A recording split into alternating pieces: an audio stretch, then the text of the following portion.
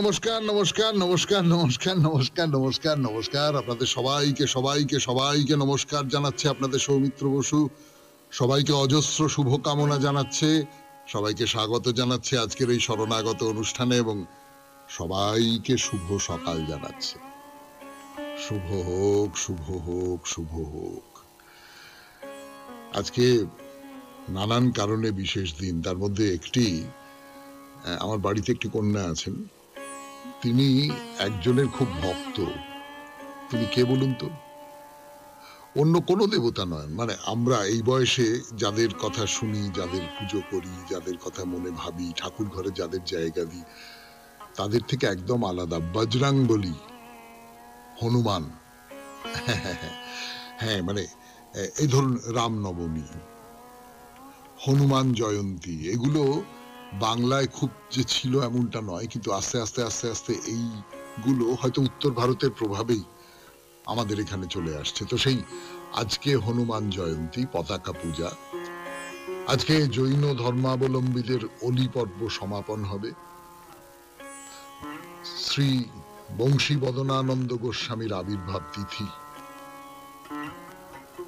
তো আজকের এই দিনটা বেনি মাধবশীলের পঞ্জিকা অনুযায়ী আপনাদের বলি, আজকে 29শে চৈত্র 1431, ইংরেজির 12ই এপ্রিল 2025, শনিবার। আজ পূর্ণিমা, নক্ষত্র হস্তা। আজকে জন্মে কন্যা রাশি, বৈশ্যবর্ণ, মতান্তরে শূদ্রবর্ণ দেবগণ। 5:27 গতে রাক্ষসগণ। আমাদের হোয়াটসঅ্যাপে চিঠি পাঠাবার নাম্বার 9831922927, চিঠির গোড়ায় অতি অবশ্যই SG লিখতে হবে। এবারে বলি আজকের অনুষ্ঠান সম্পর্কে। প্রথমে পুরাণ চিরন্তন। পুরাণ চিরন্তন আমরা তক্ষকের কথা বলছিলাম। তক্ষক, তার সূত্র ধরে আমরা পুরাণের কথা তো বলবো, নিশ্চয়ই বলবো, কিন্তু ইতিহাসের দিক থেকে দেখবার চেষ্টা করছিলাম যে তক্ষক আসলে, পণ্ডিতেরা যেটা মনে করছেন, তক্ষক মানে নাগ, নাগ জাতির একটা অংশ, একটা গোষ্ঠী, এবং সেই নাগ জাতি এক জায়গা থেকে আরেক জায়গায় চলে যাচ্ছে, সেখান থেকে আরেক জায়গায় চলে যাচ্ছে, এর পেছনের একটা ইতিহাস আছে। সেই ইতিহাসটা আমরা অল্প স্বল্প করে, খুব বিস্তারিত ভাবে নয়, সেইটা একটু খুঁজে দেখবার কথা ভাবছিলাম গতদিনে। তো সেই সব করব। তারপরে চলে যাব স্বামী বিবেকানন্দের রচনা থেকে পাঠ, এই পর্বে অপরোক্ষানুভূতি, স্বামীজির রচনার নাম। সেই লেখা থেকে বেশ কিছুদিন ধরে পড়ে শোনাচ্ছি, আরো পড়ে শোনাবো। তারপর ঠাকুর শ্রী রামকৃষ্ণ পরমহংসদেবের কথামৃত থেকে পড়ব। স্বামী গোকুলানন্দ, তিনি মানসিক চাপ জয় করার উপায় নিয়ে যা লিখেছেন তার খানিকটা অংশ পড়ে শোনাবো। আপনাদের চিঠিপত্র, সেটা একটা গুরুত্বপূর্ণ জায়গা আমাদের এই অনুষ্ঠানে। আর আজকে তো শনিবার, আজকে মহাপুরুষের কথা। আমরা চীন দেশের একজন জ্ঞানী, যথার্থ অর্থে জ্ঞানী, কনফুসিয়াস, তার কথা বলছি। সেই কনফুসিয়াসের কথা শোনাবো 92.7 বিগ FM এ শরণাগত অনুষ্ঠানে। এখন একটু গান, গানের পর পুরাণ চিরন্তন, তক্ষকের কথা। আমি আছি আপনাদের সঙ্গে, আপনাদের সৌমিত্র বসু।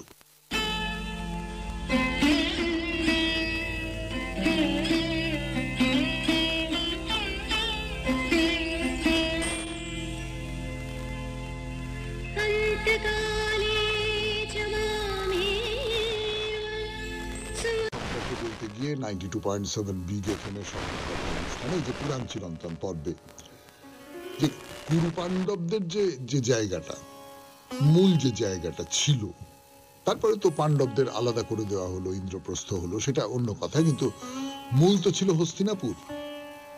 এই হস্তিনাপুরে আগে নাগ জাতির বাস ছিল, এবং আসলে হস্তিনাপুরকে আগে নাগপুরই বলা হতো। মহাভারতে মহারাজ পাণ্ডুর একটা বিশেষণ ছিল, পাণ্ডুকে বলা হতো নাগপুর সিংহ, মানে নাগপুরের যিনি সিংহ, নাগপুরের যিনি বিজেতা, নাগপুরের যিনি বীর, এইরকম বলা হতো।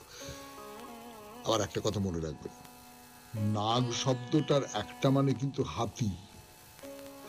হস্তিনাপুর নামটা তো মানে হাতির নামে হচ্ছে, তো তো হস্তিনাপুর নামের সঙ্গে নাগ ও সা হয়, গজ ও সা হয়, এরকম সব নাম থেকে হস্তিনাপুর নামের সঙ্গে হাতির মিলতেই বেশি আসে। সুতরাং এটা মনে করেছেন অনেকে পণ্ডিতেরা যে না, নাগ মানে সাপ নাগ নয়, হস্তি নাগ থেকেই হস্তিনাপুরের উৎপত্তি। কিন্তু এখানে কেউ কেউ এটা মনে করেছেন যে সাপের যে নাম, সেই সাপের নামের মধ্যে কিন্তু হাতির নামও মিশে গেছে। অর্থাৎ ঐরাবত, হস্তিপদ, হস্তিপিণ্ড, কুঞ্জর, এগুলো কিন্তু সাপেরও নাম। মানে সর্পনাগদের সঙ্গে হস্তিনাগের যে তফাৎ, সেটা এইভাবে নষ্ট হয়ে গেছে, নাগপুর হয়ে গেছে হস্তিনাপুর। এইসব পণ্ডিতদের খুব জটিল খুব শক্ত শক্ত কথাবার্তা। তো সেই জন্য যাই হোক, পণ্ডিত যেটা মনে করা হচ্ছে সেটা হচ্ছে যে এই যে পাণ্ডু রাজা যে নাগপুরে থাকতেন, নাগপুর সিংহ তার নাম ছিল, সেইটা আসলে ওই সর্পনাগরাই থাকতেন। তারা একটা জনজাতি, যেমন হস্তিনাগরা একটা জনজাতি, সেরকম সর্পনাগরাও একটা জনজাতি। মহাভারত বলছে যেসব শত্রু আগে কুরু রাষ্ট্র দখল করে রেখেছিল, যারা কুরুদের ধন সম্পদ হরণ করেছিল, মহারাজ পাণ্ডু সেই সমস্ত দেশ আবার অধিকার করে সেগুলোকে ওই করদ রাজ্যে পরিণত করলেন। এই যাদের রাজ্য পুনরায় দখল করলেন পাণ্ডু, তারা সম্ভবত নাগ গোষ্ঠীর রাজা। অর্থাৎ এই যে যে নাগেরা, নাগ নামে যে জনজাতি, যে আদিবাসী যাদের বলা হতো আগেকার দিনে, তার তুলনায় জনজাতি শব্দটাই এখন ঠিক ঠিক চলে। নাগেরা সেই আদিবাসী, এবং তাদের সরিয়ে দিয়ে পাণ্ডু এই জায়গাটাকে দখল করে নিলেন। পাণ্ডু থেকে আরম্ভ করে একেবারে যুধিষ্ঠিরের সময় পর্যন্ত এই নাগ রাজারা খুব একটা ট্যাপও করতে পারেননি। তারপর কি হলো, তারপর কি হলো সেটা আপনারা জানেন, তবু আবার বলবো 92.7 বিগ এফএম এ শরণাগত অনুষ্ঠানে, গানের পর 92.7 বিগ এফএম এ শরণাগত অনুষ্ঠানে, যে এই যে পাণ্ডু থেকে আরম্ভ করে যুধিষ্ঠির পর্যন্ত এই যে সময়টা, এই সময়টা নাগেরা বেশ একটু গুটিয়েই ছিলেন। যখন খান্ডব বন পুড়িয়ে দেওয়া হচ্ছে, তখন ভেবে দেখুন, সেই গল্প আমরা বলেছি অল্প কিছুদিন আগে, তখন এই নাগরাজ তক্ষক, তাকে নিজের জায়গা ছেড়ে চলে যেতে হলো। তিনি যে খুব খুশি হননি এটা তো আপনারা বুঝতেই পাচ্ছেন, খুবই রেগে গিয়েছিলেন। কিন্তু যতদিন দুর্যোধন রাজা, যতদিন যুধিষ্ঠির রাজা, ততদিন তিনি মাথা তুলতে পারেননি। কিন্তু কুরুক্ষেত্রের যুদ্ধ হলো, হাজার হাজার সৈন্য মারা গেল, কত অজস্র রাজা বীর, তারা সকলে মারা গেলেন, পৃথিবী বীর ও শূন্যা হয়ে গেল। পরীক্ষিত রাজা হয়ে বসলেন, কিন্তু পরীক্ষিত খুব সবল রাজা ছিলেন না, দুর্বল রাজা। এই দুর্বলতার সুযোগ নিয়ে একদিকে কলির প্রবেশ ঘটলো, কলি ঢুকলো, এবং সেই সঙ্গে সঙ্গে আবার নাগ জনজাতি যারা ছিল তারা বেরিয়ে এলো, তাদের একটা অভ্যুত্থান ঘটলো। নাগরাজ তক্ষক হচ্ছেন সেই অভ্যুত্থানের প্রতীক। সেই তক্ষকের কথা বলবো, তার আগে যে কথাটা বলবার, যে এই যে তক্ষক, এই যে নাগ, নাগ জনজাতি, এরা তো মূল আর্য সমাজের লোক ছিল না, তার বাইরের অনার্য যাদের বলে। সেই জন্যেই মানে এই যে মহাকাব্য রচনা করেছেন যারা, পুরাণ রচনা করেছেন যারা, তারা তো আর্য, তক্ষক আর্য নন। ফলে তক্ষককে একটু ছোট লোক এইরকম করে দেখা হয়। এই সূত্রে একটা গল্প বলি আপনাদের, উতঙ্কের গল্প। গল্পটা শেষ করতে পারবো বলে মনে হয় না, ধর্তাইটা দিয়ে রাখি, পরের দিন শেষ করব। উতঙ্ক ছিলেন মহর্ষি বেদের শিষ্য, তো শিক্ষা লাভ হয়ে গেল। উতঙ্ক গুরুকে গুরু দক্ষিণা দিতে চাইলেন। তো বেদ উতঙ্কের আচরণে, তার আচারে ব্যবহারে খুব খুশি। তিনি বলেন, না না না না, আমায় কিছু গুরু দক্ষিণা দিতে হবে না, ঠিক আছে, খুব ভালো, আমি তোমার উপর খুব সন্তুষ্ট হয়েছি। কিন্তু উতঙ্ক কিছুতেই শুনবে না। তখন বললেন, আচ্ছা বেশ, বলো কি গুরু দক্ষিণা চাই তোমার। উতঙ্ক কি বললেন? উতঙ্ক খুব সাংঘাতিক একটা জিনিস চাইলেন। কি চাইলেন সেটা আজকে না, আবার সোমবার 92.7 বিগ এফএম এ শরণাগত অনুষ্ঠানে এবারে স্বামী বিবেকানন্দের রচনা থেকে পাঠ। আমি আছি আপনাদের সঙ্গে, আপনাদের সৌমিত্র বসু।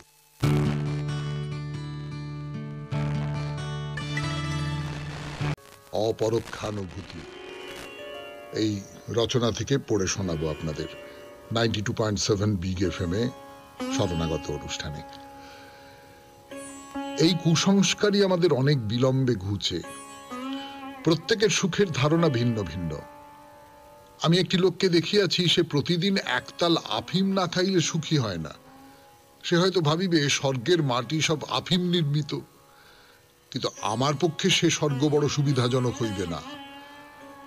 আমরা আরবি কবিতায় পাঠ করিয়া থাকি, স্বর্গ নানা মনোহর উদ্যানে পূর্ণ, সেখানে অসংখ্য নদী প্রবাহিত হইতেছে। আমার জীবনের অধিকাংশ সময় আমি এমন এক দেশে বাস করিয়াছি যেখানে অত্যন্ত অধিক জল। প্রতি বৎসর অনেক গ্রাম এবং সহস্র সহস্র ব্যক্তি জলপ্লাবনে মারা যায়। অতএব আমার স্বর্গ নিম্নদেশে নদী প্রবাহযুক্ত উদ্যান পূর্ণ হইলে চলিবে না। আমার স্বর্গে অল্প স্বল্প বৃষ্টি হইবে।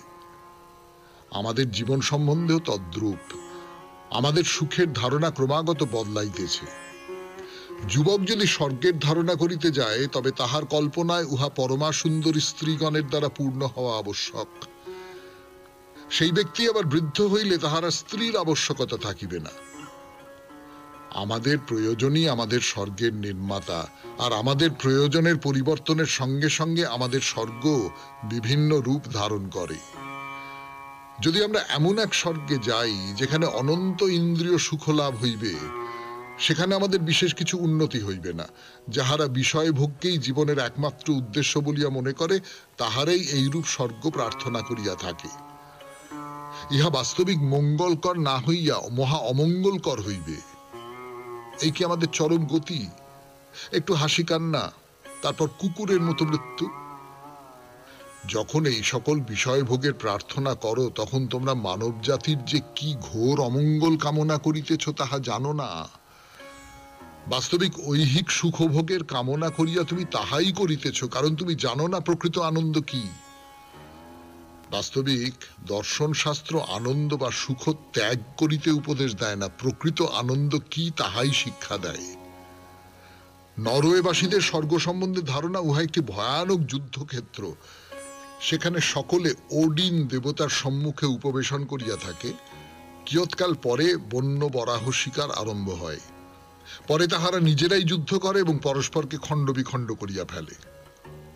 কিন্তু এরূপ যুদ্ধের খানিকক্ষণ পরেই কোনো না কোনো রূপে ইহাদের ক্ষতগুলি আরোগ্য হইয়া যায়। তাহারা তখন একটি বৃহৎ কক্ষে গিয়া সেই শূকরের মাংস পোড়াইয়া ভোজন করে ও আমোদ প্রমোদ করিতে থাকে। পরদিন আবার সেই বরাহটি জীবিত হয়, আবার সেই রূপ শিকারাদি হইয়া থাকে। এ আমাদের ধারণারই অনুরূপ, তবে আমাদের ধারণাটি না হয় একটু মার্জিত।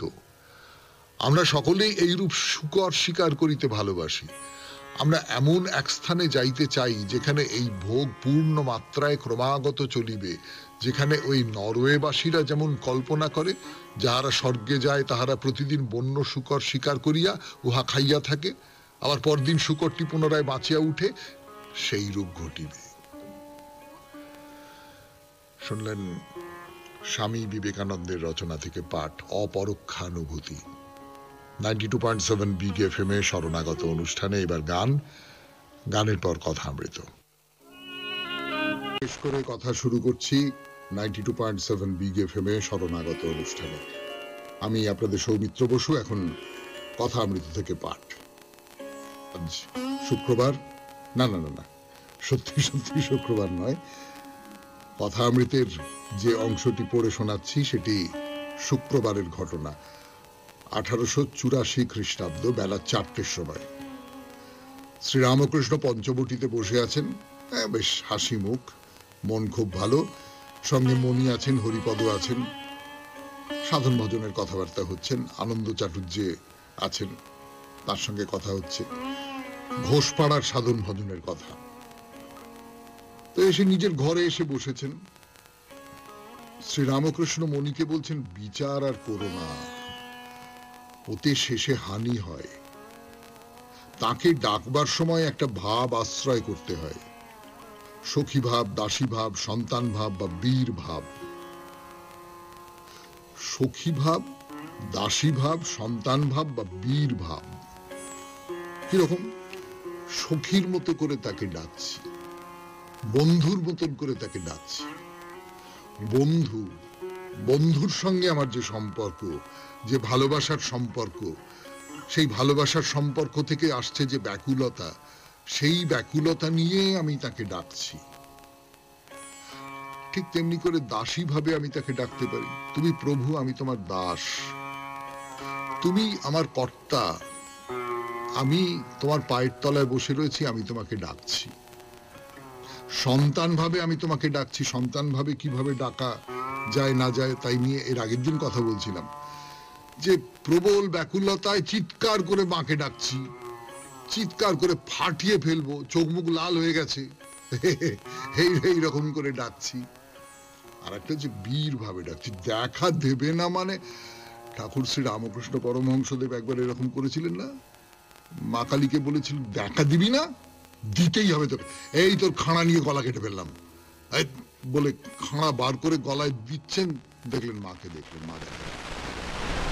এইরকম করে সব ডাকা যায়। তো ঠাকুর বলছেন, আমার হচ্ছে সন্তান ভাব। এই ভাব দেখলে মায়া দেবী পথ ছেড়ে দেন লজ্জায়। এই যে মায়া চারপাশে জড়িয়ে আছে, সেই সমস্ত আমি যদি সন্তানের মতন করে তাকে ডাকতে পারি, তাহলে মায়া দেবী পথ ছেড়ে দেন লজ্জায়। বীর ভাব বড় কঠিন, শাক্ত বৈষ্ণব বাউলদের আছে, ওভাবে ঠিক থাকা বড় শক্ত। আবার আছে শান্ত, দাস্য, সখ্য, বাৎসল্য, মধুর ভাব। এই মধুর ভাবে সব আছে, শান্ত, দাস্য, সখ্য, বাৎসল্য। মধুর ভাবের সাধনা হচ্ছে, ধরা যাক শ্রী চৈতন্যদেবের সাধনা। মধুর ভাবের সাধনা হচ্ছে, ধরা যাক বৈষ্ণবদের সাধনা। যে সাধনায় আমি তোমার প্রেমিকা, তুমি আমার ভালোবাসার জন। কেন? তাতে সব ভাব রয়েছে। বলবার জন্য ফিরে আসছি গানের পর। 92.7 বিগ FM এ শরণাগত অনুষ্ঠান শুনছেন। কথামৃত থেকে পড়ে শোনাচ্ছি আমি, আপনাদের সৌমিত্র বসু।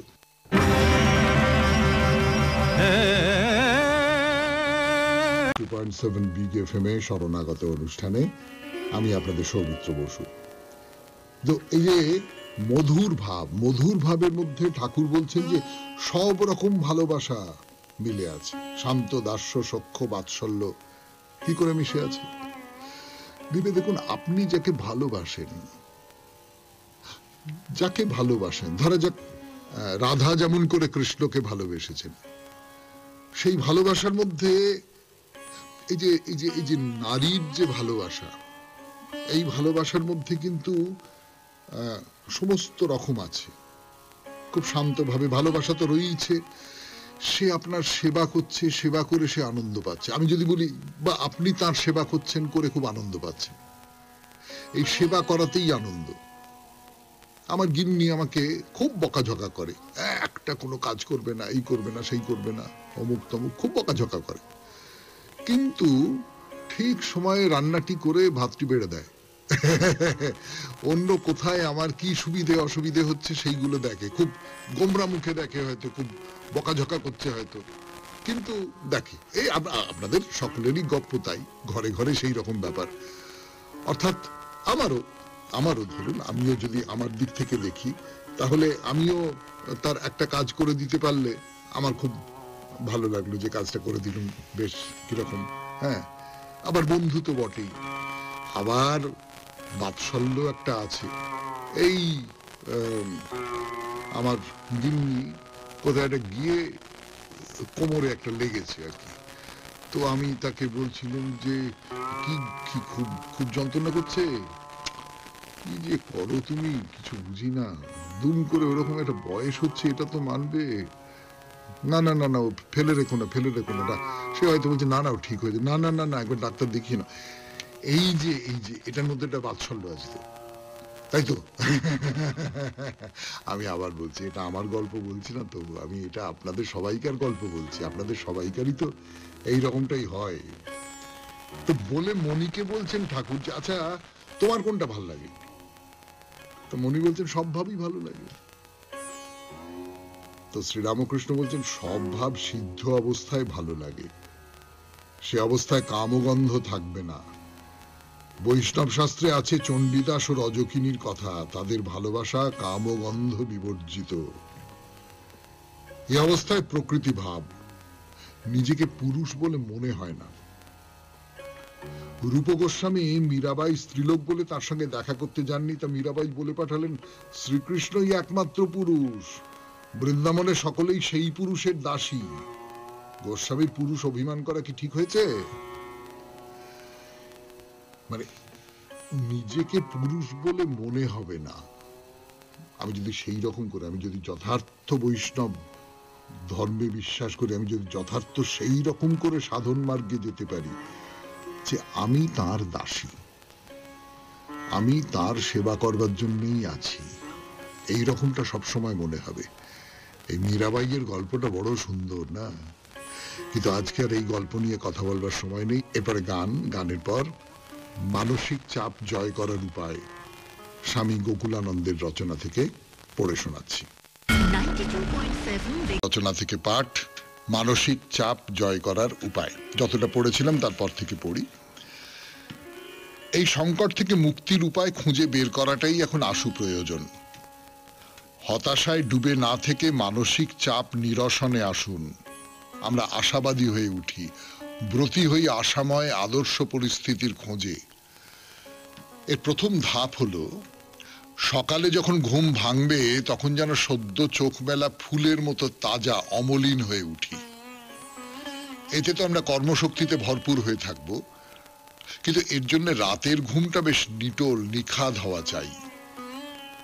রাতের ঘুমটা সুগভীর নিরবচ্ছিন্ন হলে পরদিন কঠোর পরিশ্রমেও স্ফূর্তির অভাব ঘটবে না। দূরে যাবে অনাবশ্যক ব্যস্ততা, সংক্ষুব্ধতার চোখ রাঙানি কিংবা নিরর্থক উত্তেজনা। শান্ত মেজাজে সঠিক নিয়মে দীর্ঘক্ষণ কাজ করতে পারবো আমরা। সন্ধ্যেবেলায় দিনের কাজের শেষে যখন বাড়ি ফিরবো তখন ক্লান্তি আমাদের সঙ্গী হবে ঠিকই, কিন্তু সে তো স্বাভাবিক ক্লান্তি।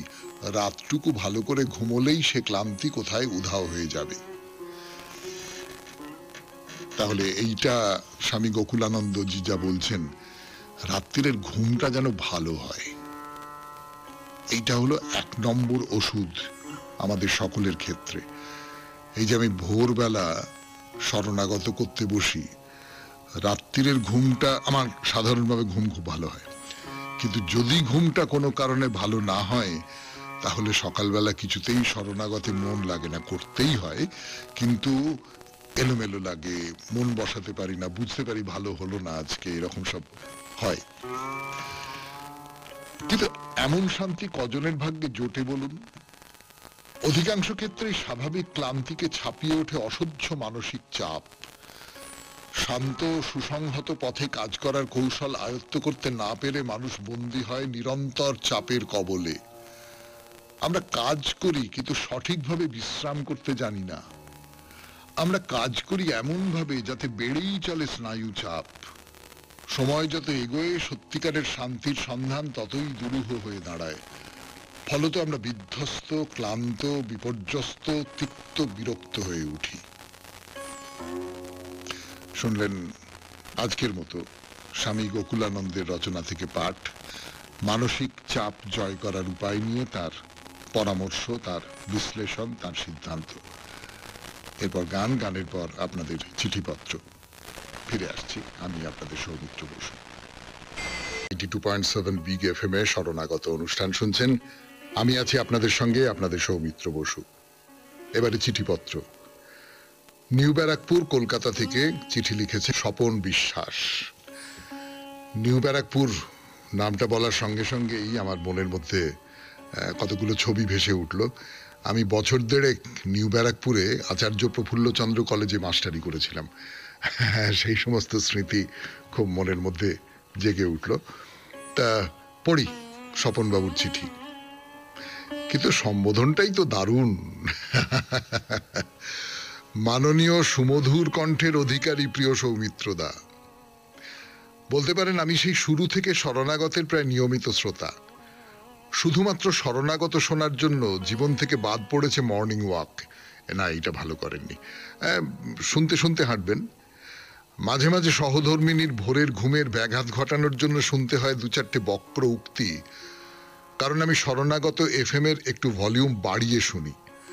তবে শাশুড়ি মা আমাকে উৎসাহিত করেন, বলেন ঠাকুরের কথা, ঠাকুরের গান এখন থেকে শোনা খুব ভালো, সুমতি হবে জামাই বাবা। বাবা, আর একটা কথা না বললেই নয়, প্রায়ই আপনার মুখে শুনি শরণাগত শ্রোতারা বয়স্ক হয়। মনে হয় কথাটি ভুল। আমার এখন ৪৫, কিন্তু আমি কয়েক বছর আগে থেকেই শরণাগত শুনি।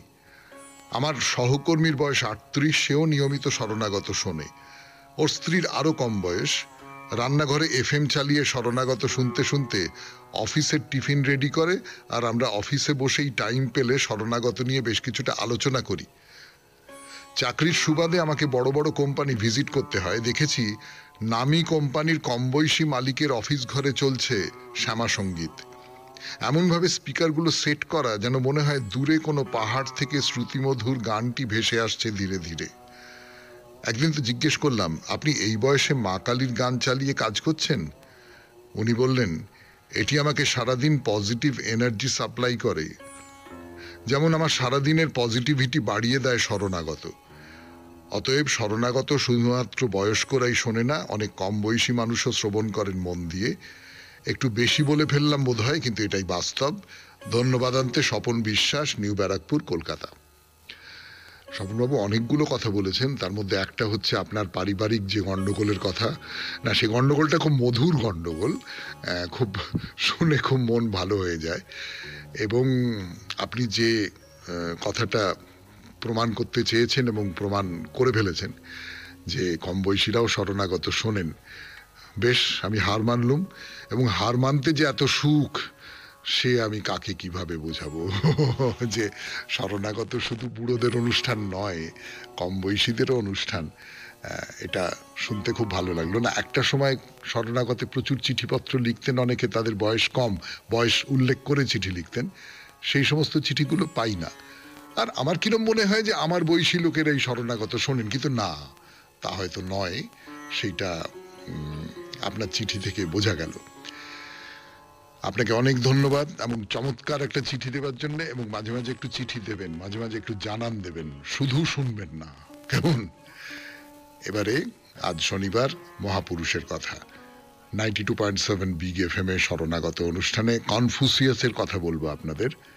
আমি আপনাদের সৌমিত্র বসু। শুরু করছে আপনাদের সৌমিত্র বসু 92.7 বিগ এফএম এ শরণাগত অনুষ্ঠানে।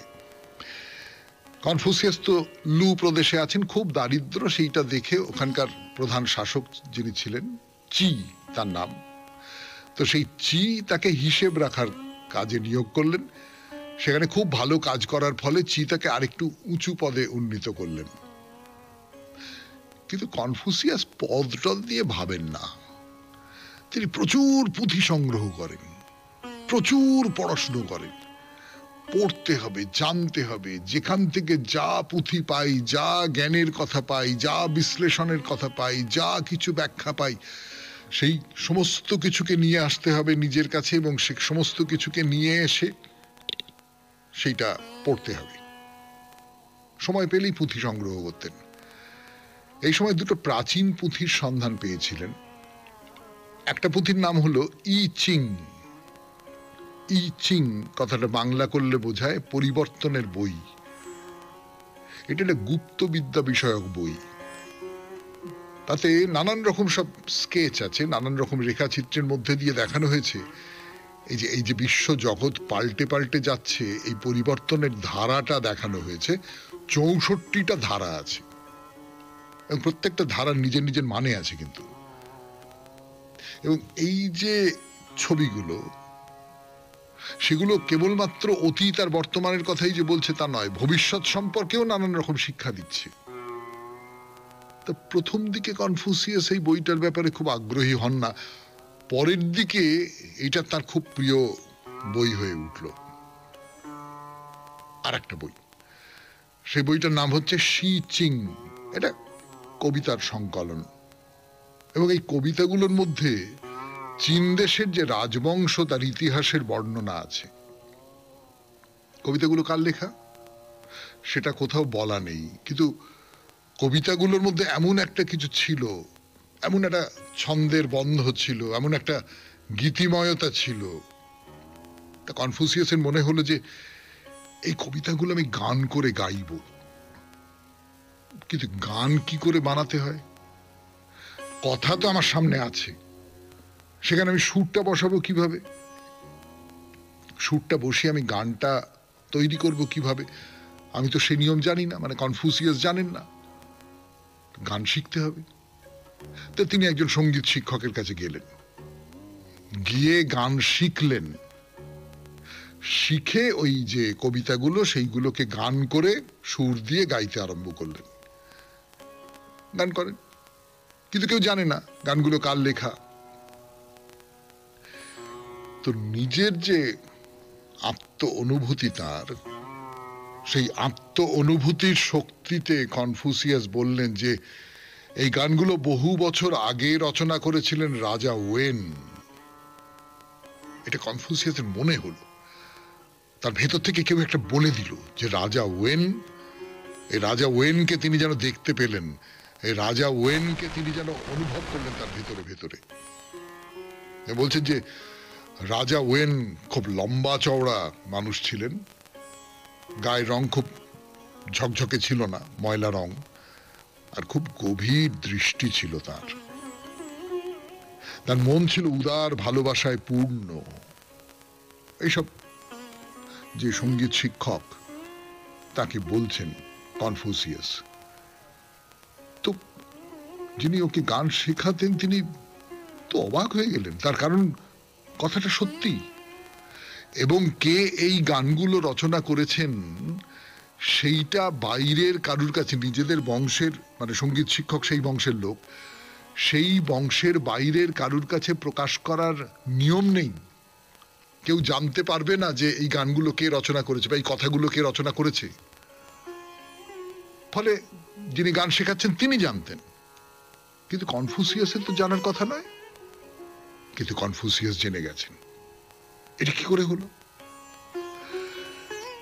শুনছেন মহাপুরুষের কথা 92.7 বিগ এফএম এ শরণাগত অনুষ্ঠানে।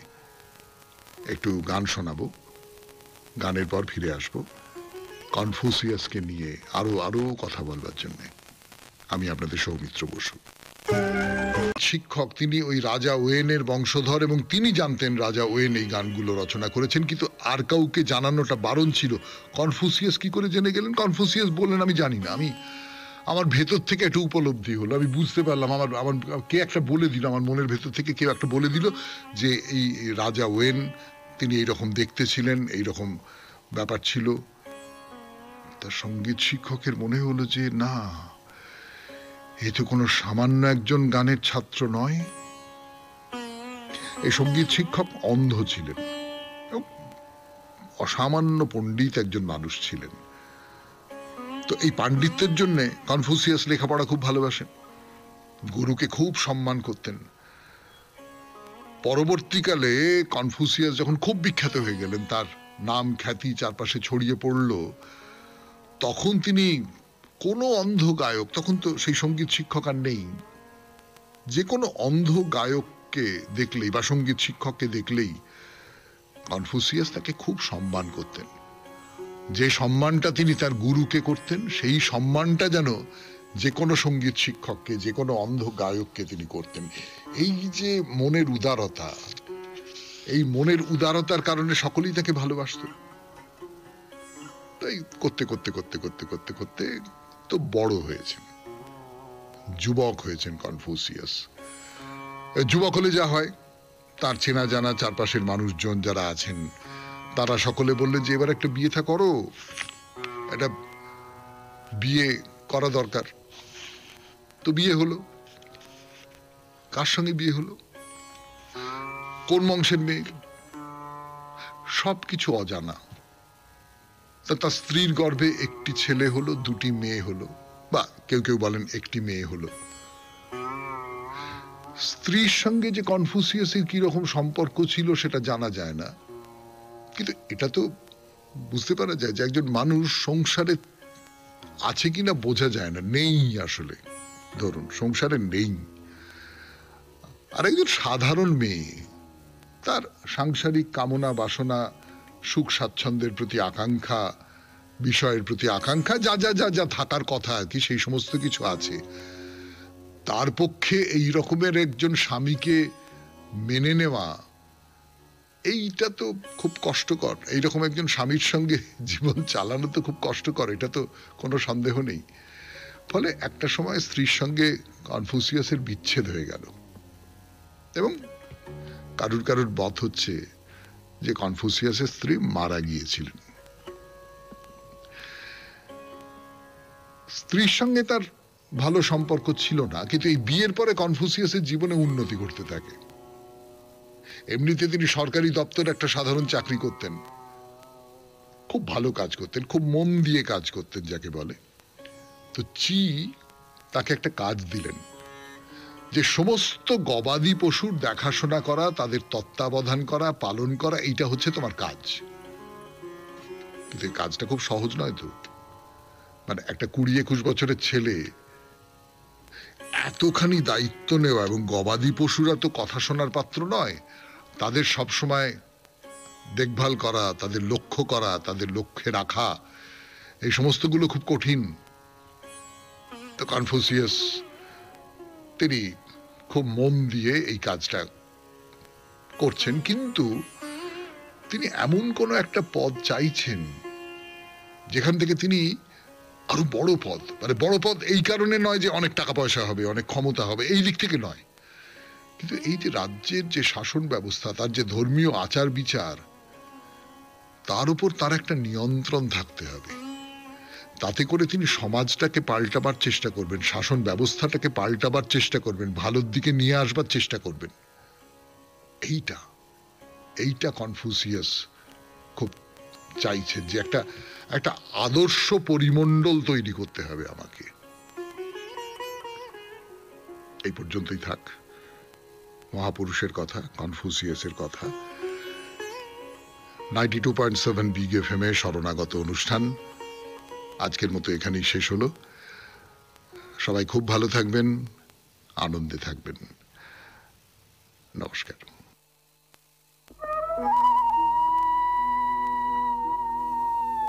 নমস্কার নমস্কার নমস্কার নমস্কার নমস্কার নমস্কার নমস্কার আপনাদের সবাইকে সবাইকে সবাইকে নমস্কার।